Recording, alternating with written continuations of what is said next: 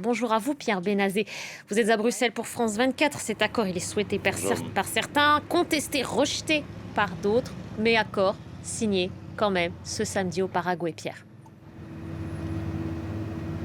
Oui, effectivement, les contestations qui sont essentiellement manifestées ces derniers temps en Europe dans les contestations du monde agricole n'ont pas réussi à convaincre suffisamment de gouvernements européens à s'aligner sur, par exemple, les positions de la France ou de la Pologne pour rejeter cet accord. Il y a eu une large majorité, une majorité suffisante au sein du Conseil européen pour donner le feu vert aujourd'hui à cette cérémonie à Asunción où le président du Conseil européen, Antonio Costa, et la présidente de la Commission européenne, Ursula von der Leyen, signent ce traité avec le Mercosur. Un traité de libre-échange d'abord, effectivement, et aussi un traité de coopération et un traité politique. C'est le deuxième volet de ce traité.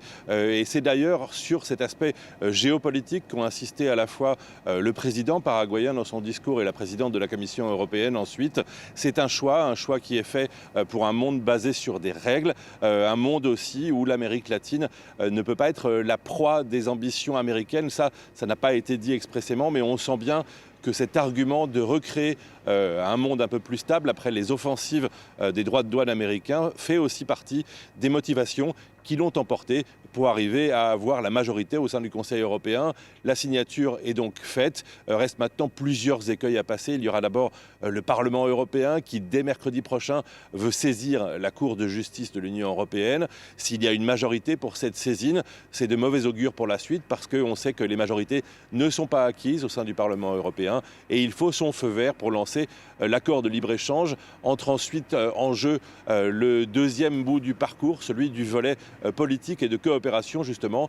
Pour celui-là, il faudra une ratification par les 27 États membres. En ça, cette ratification n'est pas acquise elle non plus. On se souvient par exemple de l'accord avec le Canada qui n'est appliqué que de manière provisoire depuis 2017. Ça pourrait être aussi le sort de l'accord avec le Mercosur si le traité de libre-échange entre effectivement en vigueur.